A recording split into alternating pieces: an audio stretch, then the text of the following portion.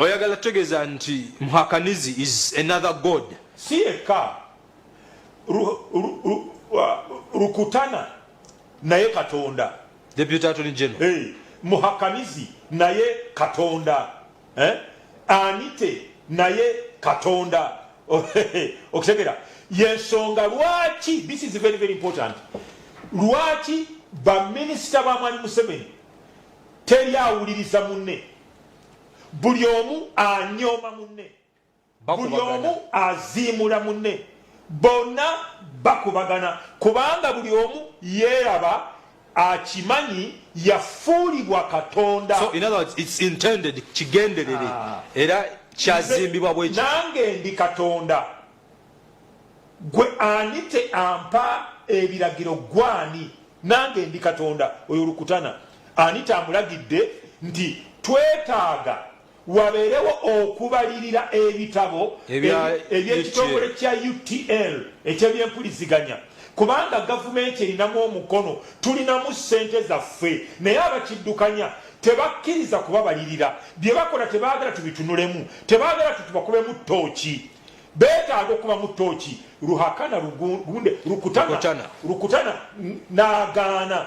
Otegera ono anite n'amugamba nti pulezidenti yalagidde bano bakubibwe mu ttooki, ebitabo byabwe bireetebwe bibalirirwe, tulabe bakola batya, bayingiza oba tebayingiza, ekitongole kisigalewo oba tukitunde. Twetaaga okumanya. Ono n'agaana wadde pulezidenti yakoze eki yagambye. Does it justify nti the rule by law gye tutambulirako, rule of law yabulira ddala yaviirawo ddala? Rule of law tetambula bwetyo. Rule by law.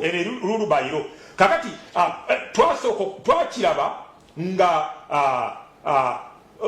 okitiibwa Rukutana agenze mu kakiiko akateekebwawo omukulembeze w'eggwanga yennyini eyalonda Rukutana ye yalonda omulamuzi Catherine Bamugemerere, n'amugamba noonyereza ku mivuyo egiri mu by'ettaka. Mu kunoonyereza kwe n'akizuula nti waliwo ettaka erimu nga liriko obuvuyo nga ne minisita Rukutana mwali gwe bamuyita owulira alinnya ku mmeeza agamba nti bw'oba tonzisaamu kitiibwa kubanga nange ndi Katonda.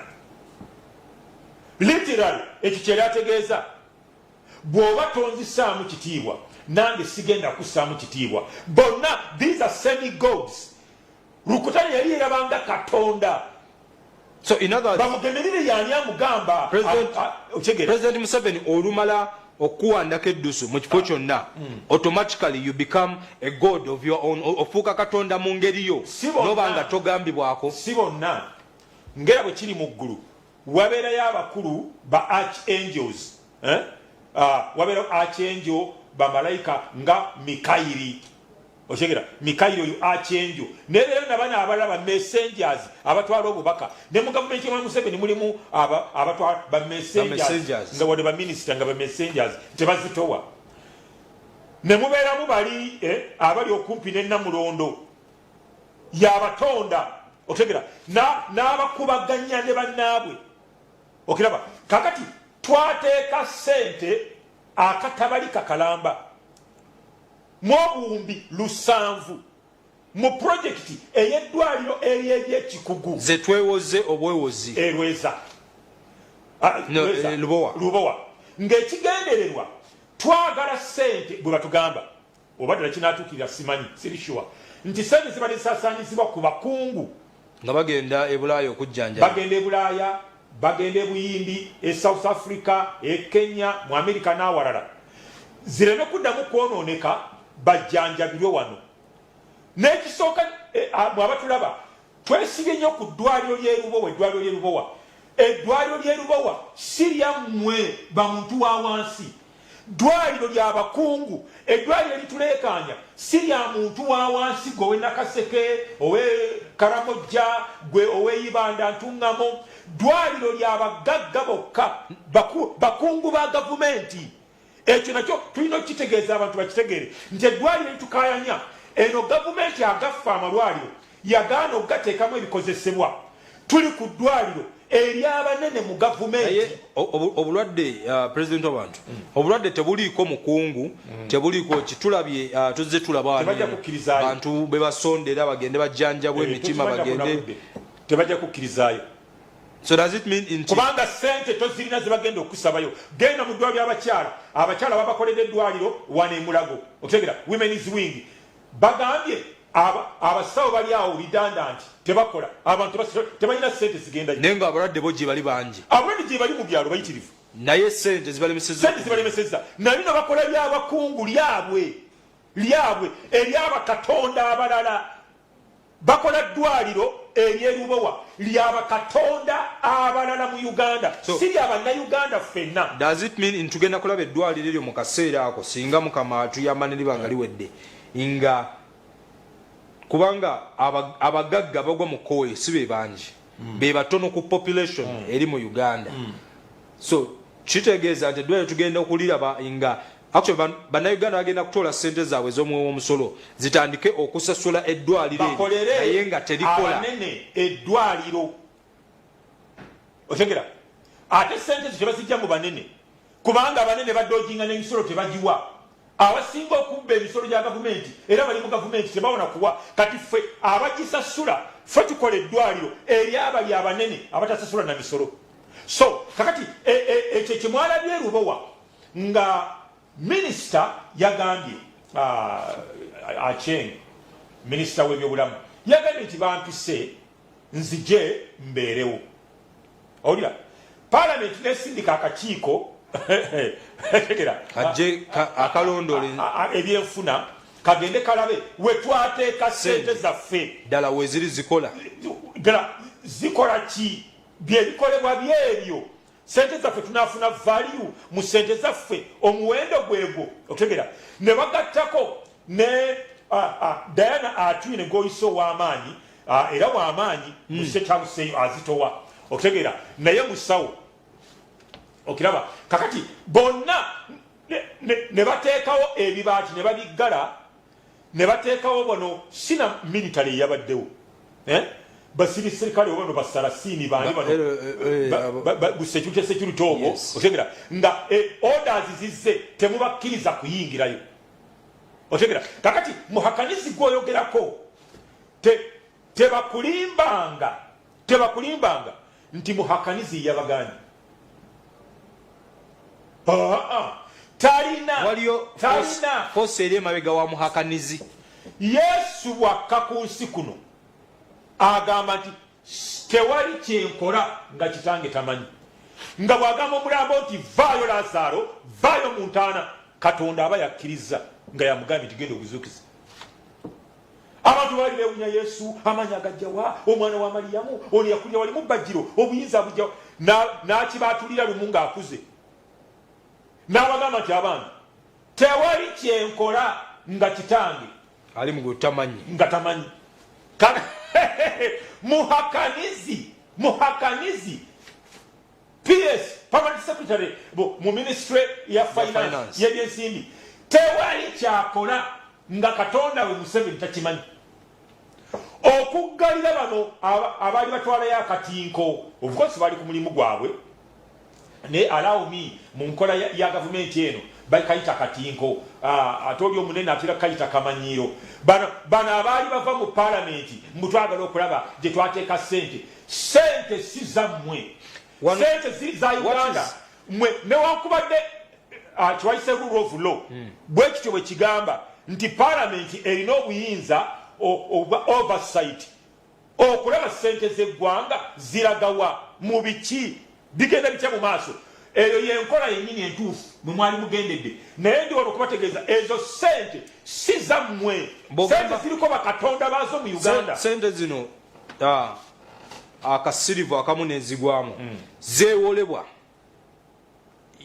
government yazeewola specifically for this mbogamba sente si zammwe obanga agamba nti eddwaliro lino kiguumaaza sirya Uganda lya muntu sekinoomu nekino kyongereko what could be the reason kiki oloza ekyavaako ensonga ki eri emabega okuba nti tebakkirizibwa kuyingira kubanga okuba nti muhakaniza alina amaanyi agage ag'okuba nti asobola okubagaana ekyo kirala naye ensonga ki eri enneekusifu gye tutamanyi okuba nti baagaanibwa is it that sente tezaatuuka teziriyo bikolebwa are they trespassing ekintu kibalimu kya muntu si kyabwe si kya gavumenti ensonga ki eyinza okubeeraawo ziyinza okuba nga 2 oba nga 3 basing ku history wa Uganda wa gavumenti ya Uganda namba esooka si gwe gusooka okubawa ssente ne bazikozesa ebirala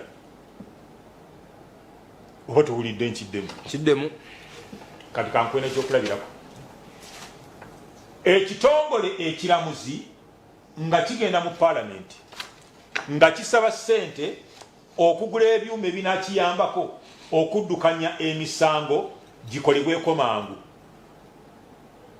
okiwulira singa ekito akakiiko ako kagenda akapaaka akakulirwa Nandala Mafari owekitiibwa singa kagenda mu ofisi z'ekitongole ekiramuzi ne bagamba tuzze kulaba ebyuma bye twabawa biruwa bandi baganyi kubanga tebyaliyo bamaliriza baziguzeemu mmotoka sagala kuwa kitaliiko bwino soogera bigambo byange wano ku Baba TV but still ebyuma emmotoka ziyambako okwongera ku zitambuza abalamuzi si kyekyali intended otegera taata wo bwakuwa school fees nti zitwale ku ssomero olira n'omaliriza ng'oguzeemu engatto tosobola kumugamba bw'aba atandise okubuuza lwaki osasula school fees anti n'engatto oba oliawo ngatto nazo zinyambako okusoma engatto eyali esinga okuwetaavu mu kaseera ako oba musiru omwana omugezi agamba taata we nti taata nsonyiwa nakola ensobi bw'owaganyala anti n'engatto nazo zinyambako nantambulidde mbigere oba musiru sooka ozitwaleyo ogambe taata nti school fees nsasuddeyo naye kati n'abasisoma zinaagasaaki kuba siina ngatto tebakkiriza kugula ngatto okutegera kakati oguze engatto onoozisomera mu ssomero onoozitwala mu ssomero ki nga school fees wazisasuddeyo so kati enkola eyo gy'olaba nga babagaana okulingizaayo ng'ate mu mateeka olukusa palamenti erulina olwa oversight okulondoola ensimbi z'omuwi w'omusolo wagye ziraga kitegeeza waliyo kamutwale mu bayibuli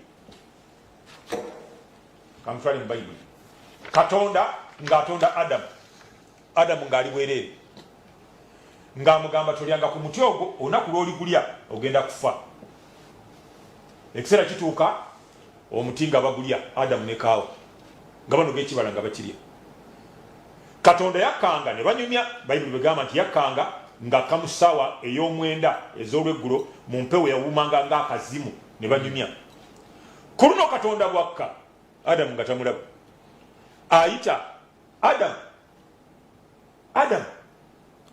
oluwa n'amugamba nti neekwese nsonga ki anti munange nalidde ati yakyanukula n'agamba nti kubanga ndi bwereere otegedde otya bulijjo tokiraba n'amugamba nti otegedde otya nti oli bwereere n'asirika n'amugamba nti katonda n'akiteeka n'amugamba nti walidde ku kibala ku muti gwe nakulagira obutagulyangako automatically yadduka buddusi ne yeekweka bwe yalaba ng'ali bwereere something had gone wrong ekiggazaawo ekibaati minisita talingizaayo akakiiko ka palamenti tekalingizaayo permanent secretary w'ebyobulamu talingizaayo wabeerawo ekikyamye wabeerawo ekisobu wabeerawo ekyateekebwa mu ndagaano nga endagaano mugimenye temwagala babirabe ekyo kimu ku byo ebyaggazaawo ebyo muzze mubyogera wano mwatugamba ennyonyi tezijja kutuuka tezijja kubeerayo still leero mugamba eryo eddwaliro liyinza obutabeerayo teririiyo ebyennyonyi tebyabakalira ku matama bino era tebibakalire ku matama ebyennyonyi tewali yagamba tebijja kubeerayo twakyaniriza twakyagala nnyo ekyennyonyi naye nga mu kusooka bagala naye nga tukimanyi kijja kugirako emivuyo as always is the case era emivuyo gyaliko okumaliriza ng'ennyonyi z'eggwanga ziwandiisiddwa mu mannya 2 ag'abantu. Minisita Kasaijaga y'omu ku bo n'omukyala Azuba ennyonyi z'eggwanga nga ziwandiikiddwa mu mannya g'abantu 2 so si ggwanga lya Uganda. Twali nnyonyi tuzaagala naye nga tukimanyi zijja kugirako vulugu gasiya emivuyo gyo tulabanga. Kati na kino kirimu emivuyo y'ensonga lwaki Katonda ayita Adamu oluwa mukwano gwange bulijjo gwennyumya naye nti neekwese kiki ate kubanga yali bwereere. Waliwo obwereere awo bwe bataagala tulabe naye batuddeyo ku nsonga gye wagambye nti obuyinza PS Muhakanizi omuwandiisi w'enkalakkalira mu minisitule y'ebyensimbi Kisi Muhakanizi abujjawa obugana ba minisita ne paalamenti abagikiikiridde okulingiza gye twateeka ssente.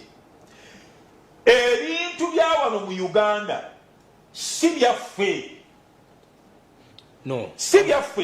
Ebintu biriko bannyini byo era bannyini byo tebajja bakkiriza kubiringizaamu. Kuno sikuwabya atulaba basikuwabya Munnayuganda. Kubwina afaanana ng'oyo. Bw'ogamba nti ebintu si byaffe si by'Abannayuganda nga ensimbi ezeewolebwa Munnayuganda yazisasula ng'ayita mu musolo. Ensimbi eziddizibwayo n'engeri gye bikwatibwamu gye bireetebwa biraga nti by'Abannayuganda. Bw'ogamba nti si byaffe. Bwe biba byaffe yawula ekiguumaaza ne reality.